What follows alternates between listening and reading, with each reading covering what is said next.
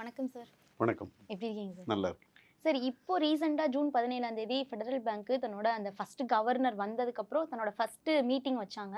அதுல வந்து நெறைய பேர் எதிர்பார்த்தாங்க இந்த இன்ட்ரெஸ்ட் ரேட் இது ஏதாவது சேஞ்ச் ஆகும்னு, ஹைக் ஆகும் இல்ல கம்மியாகும் அப்படின்ற மாரி.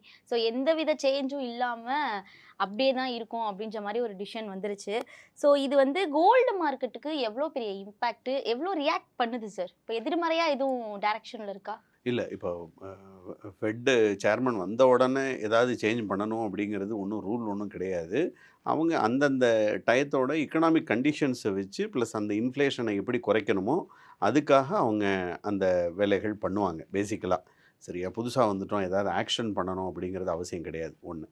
2வது வந்து இது கோல்ட வந்து எப்படி பாதிக்கும் அப்படின்னு சொல்லி கேட்டீங்கன்னா, இப்போ எப்பவுமே வாரு, கோல்டு இது 2ம் சில சமயங்கள்ல வார் வரும்போது கோல்டோட ப்ரைஸஸ் வந்து ஏறுறதுக்கு ஆரம்பிக்கும். இது எதனால ஏறுது அப்படின்னு பார்த்தீங்கன்னா, அன்சர்டனிட்டி இருக்குது. அதனால வேற காயினுக்காக வேற பிளட்ஜிங்க்கு வந்து நம்மளுக்கு ஒரு கரன்சி ஒன்று வேணுங்கிறதுக்காக கோல்டில் எல்லாரும் இன்வெஸ்ட் பண்ணுவாங்க.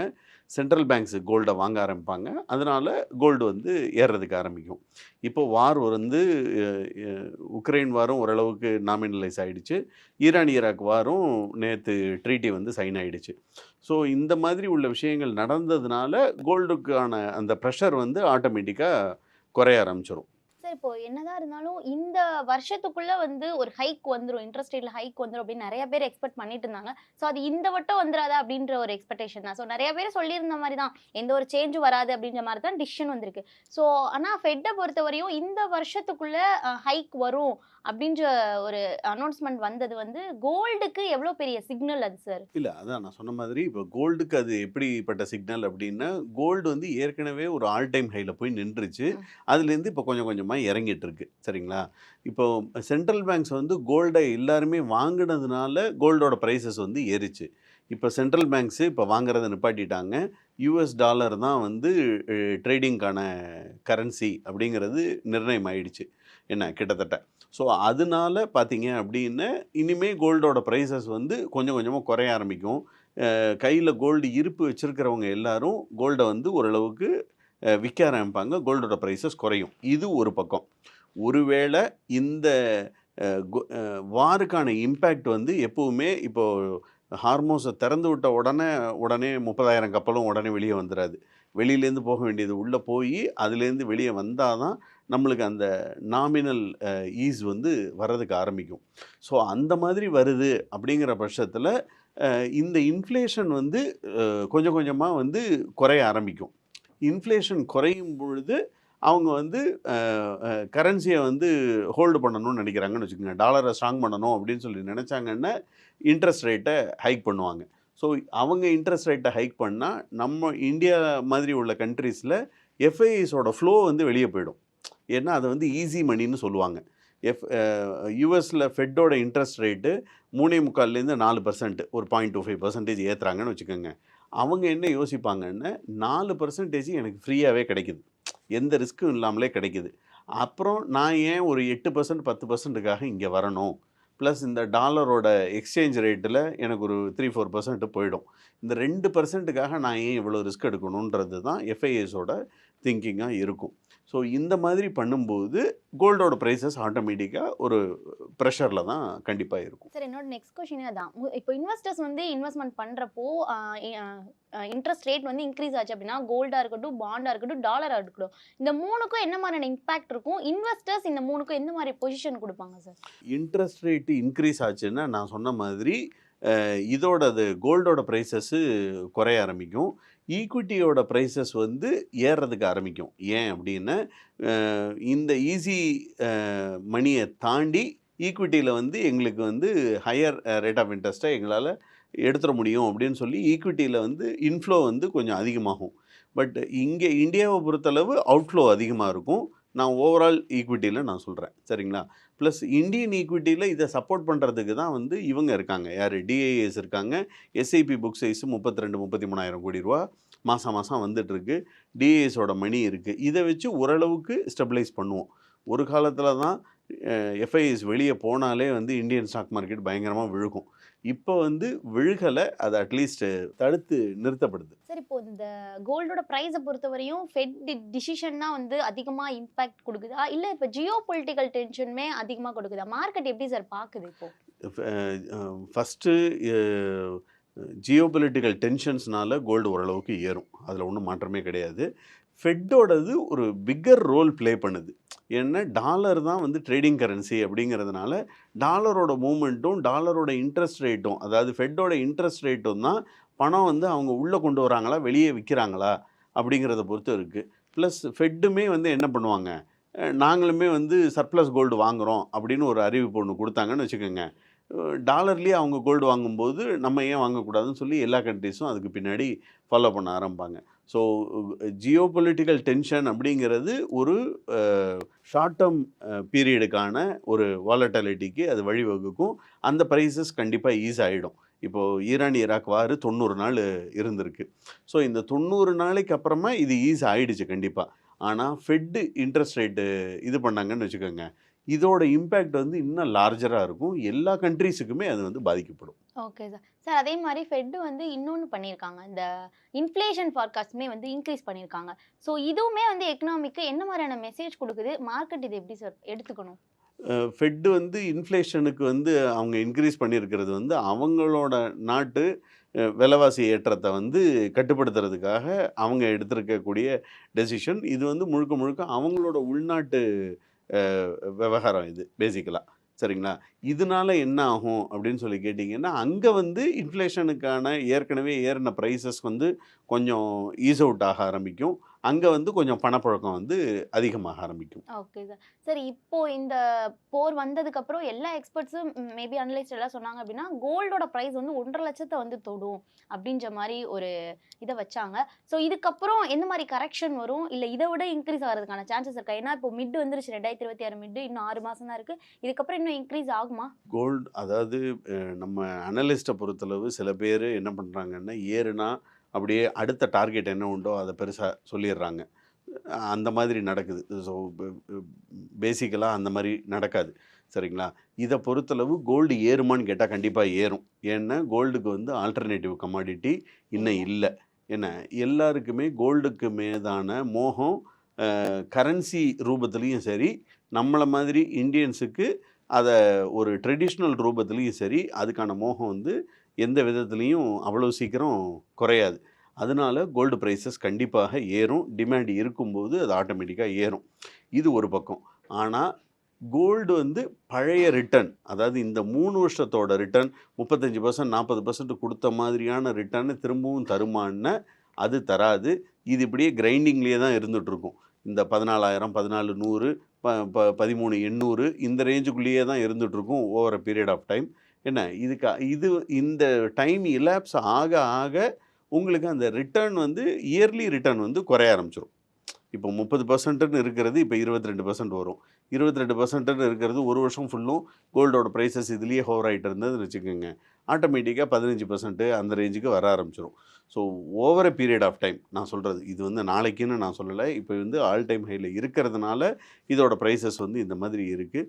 பட் ஒரு ஒரு அசட் கிளாஸோடது ஏன்னா கோல்டு வந்து ஏர்னிங் அசட் கிடையாது, பிளட்ஜிங் அசட்டு தான். இது வந்து ஒரு பாதுகாப்புக்காக வைக்கக்கூடிய ஒரு அசட்டு தான். ஏர்னிங் அசட்டுன்னு தான் ஈக்விட்டி எல்லாம் ஏர்னிங் அசட். சரிங்களா? வீடு வந்து ஏர்னிங் அசட். அதுலேருந்து வருமானம் எனக்கு வருது. ஆனால் கோல்டுலேருந்து எனக்கு என்ன கிடையாது, வருமானம் எதுவும் கிடையாது. இதை வந்து over a period of time புரிஞ்சுக்குவாங்க மக்களே. அப்புறமா சரி ரைட்டுப்பா, இதை எதுக்கு இப்போ ஏறின விலையில் நான் ஏன் வாங்கணும் அப்படின்னு சொல்லிட்டு கிராஜுவலாக குறைக்க ஆரம்பிச்சிருவாங்க. அப்போ ஆட்டோமேட்டிக்காக ப்ரைஸஸ் வந்து ஈஸிங்கில் வந்துடும்.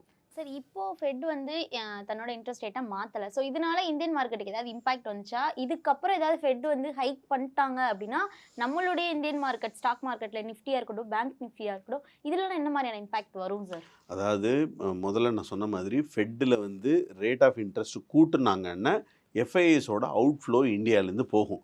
ஏற்கனவே கிட்டத்தட்ட 2.5 to 3 லட்சம் கோடி ரூபா வெளியே போயிடுச்சு. சரிங்களா? இனிமே போகிறதுக்கு பெரிய லெவலில் பணம் இல்லை. ஹார்ட்லி 15 to 17% தான் அவங்க பணமே இங்கே இருக்குது. அதனால் இனிமே ஃபெட்டோட டெசிஷன்னால் இவங்க பணம் வெளியே போகுமான்னா என்னை பொறுத்தளவு பெரிய லெவலில் போகாது.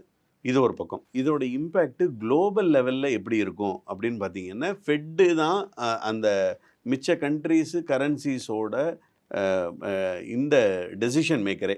அதனால எல்லாருமே திரும்பவும் டாலரில் இன்வெஸ்ட் பண்ண ஆரம்பிச்சிருவாங்க. யூஎஸில் போய் அந்த இன்வெஸ்ட்மெண்ட்டை திரும்பவும் பண்ண ஆரம்பிச்சிருவாங்க. அவங்க அப்படி பண்ண ஆரம்பிச்சிட்டாங்கன்னா உள்நாட்டுக்கான வரக்கூடிய வரத்துகள் வந்து குறைஞ்சிரும். இப்போ எப்படி கடந்த 2 வருஷம் இந்தியன் மார்க்கெட் வந்து அப்படியே ஸ்டாக்னண்ட்டாக இருந்ததோ இது மாதிரி அதுவும் ஆக ஆரம்பிக்கும். ஆனால் இந்த வேல்யூ அப்படின்னு சொல்லி ஒரு விஷயம் வரும்போது ப்ராஃபிட் எல்லாம் நாங்கள் ஏர்ன் பண்ணி முடிச்சிட்டோம், அந்த ப்ரைஸஸ்க்கான இது வந்து ஸ்டாக் ப்ரைஸஸ் வந்து வந்துருச்சு, இதை தாண்டி நிஜமாவே இந்த ஸ்டாக் ப்ரைஸில் வேல்யூ இருக்குன்னு சொல்லி ஏற ஆரம்பிக்கும் இல்லையா, அதுதான் ரியல் growth. அது மாதிரி தான் நடக்க ஆரம்பிக்கும். ஆனால் அதுக்கு கொஞ்சம் டைம் ஆகும். சார் இப்போ இருக்க கரண்ட் சிச்சுவேஷனில் இப்போ ரீட்டைல் இன்வெஸ்டர்ஸ் வந்து கோல்டில் இன்வெஸ்ட்மெண்ட் பண்ணுமா, இல்லை இந்த வெயிட் அண்ட் வாட்ச் மூட்லேயே இன்னும் இருந்துட்டு இந்த எஸ்ஐபி மாதிரி இதை கண்டினியூ பண்ணணுமா சார்? கோல்டை பொறுத்தளவு நான் எல்லா நேரமும் சொல்கிறது ஒரே ஒரு விஷயந்தான். கல்யாணம் இருக்குது, அடுத்த 1 வருஷம் 6 மாதத்துக்குள்ளே இருக்குன்னு அதுக்கு வந்து நம்ம வெயிட் அண்ட் வாட்சே ஒத்து வராது. எனக்கு என்ன பணம் கையில் இருக்குது, நான் வாங்கணும் அவ்வளோதான். ஒரு 5 வருஷம் இருக்குது கல்யாணத்துக்குன்னா கோல்டு காயினாக ஃபிசிக்கலாக வேணும்னா கோல்டு காயினாக வாங்கி வச்சுக்கலாம். ஒருவேளை ஒரு 7 இயர்ஸ் 10 இயர்ஸ் இருக்குது அப்படிங்கிற பட்சத்தில் ஸ்டாக்னண்ட்டாக எஸ்ஐபி ரூட்டில் அவங்க முதலீடு பண்ணலாம். மியூச்சுவல் ஃபண்டில் அவங்க இன்வெஸ்ட் பண்ண வர்றாங்கன்னா அவங்களுக்கு வந்து ஒன்று கோல்டு இடிஎஃபாக வாங்கலாம், கம்மியான சார்ஜஸ் அது. இது கோல்டு ஃபண்டாக வாங்கலாம், இடிஎஃப்பை விட கொஞ்சம் கூடுதலான சார்ஜ் இருக்கும், அவ்வளோதான். இது வந்து 0.35 இருக்கும், அது வந்து 0.60 கிட்ட இருக்கும், அவ்வளோதான் வித்தியாசம். ஸோ இடிஎஃப் வாங்கணுன்னு நான் வந்து ட்ரேடிங் அக்கௌண்ட் வச்சுருக்கணும்.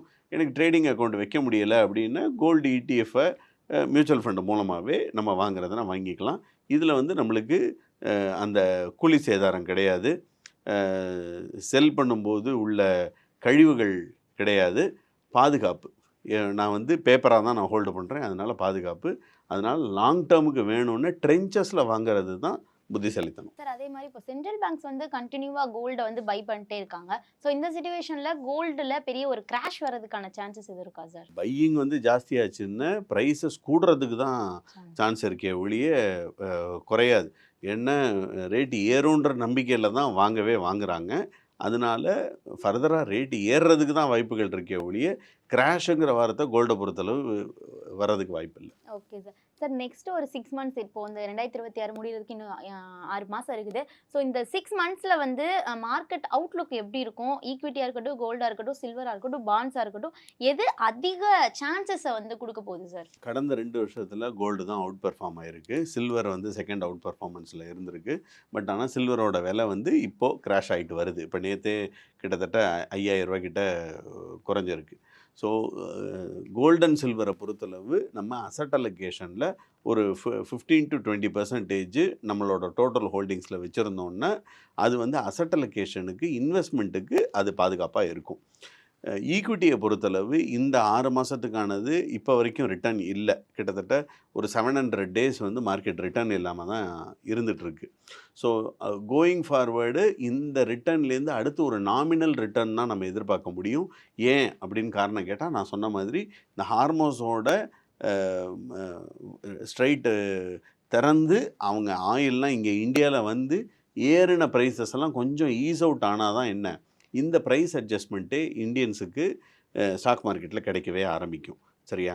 ஸோ இது வர்றதுக்கு இன்னொரு 3 to 6 months கண்டிப்பாக ஆகிடும். ஸோ என்னுடைய அனுமானப்படி இதை பொறுத்தளவு ஈக்விட்டியை பொறுத்தளவு ஒரு 10லேருந்து 12% நாமினல் ரிட்டர்ன்னா இந்த வருஷத்துக்கு கிடைக்கும். கடந்த 2 வருஷம் வந்து ஃப்ளாட் ரிட்டர்னில் நம்ம பார்த்தோம். இந்த 6 மாதத்தில் மான்சூன் ஓரளவுக்கு நம்மளுக்கு கை கொடுக்குதுன்னு. ஆனால் நார்த் இந்தியாவோட மான்சூன் வந்து பெரிய லெவலில் இருக்காதுன்னு ஒரு நியூஸ் ஒன்று சொல்கிறாங்க.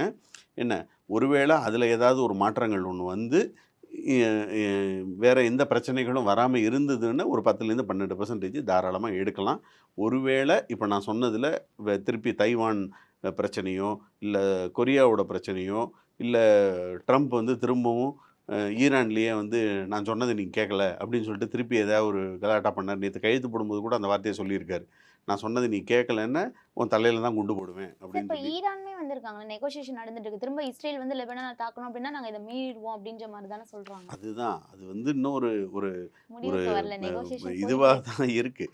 என்ன இவங்கள யாராவது ஒருத்தங்க ஒருவேளை நீங்கள் சொன்ன மாதிரி இஸ்ரேலே வந்து நீ நீ பாட்டுக்கு சொல்லிட்டு போப்பா எங்கள் ஊர் பிரச்சனை இது நீ வராதன்னு சொல்லிட்டு அமெரிக்காவை தள்ளிட்டு அவன் 2 பேரும் அடிக்க ஆரம்பிச்சாங்கன்னு வச்சுக்கோங்க, திரும்பவும் ஒரு வார் டென்ஷன்ஸு அந்த இடத்துல வர்றதுக்கு வாய்ப்புகள் இருக்குது.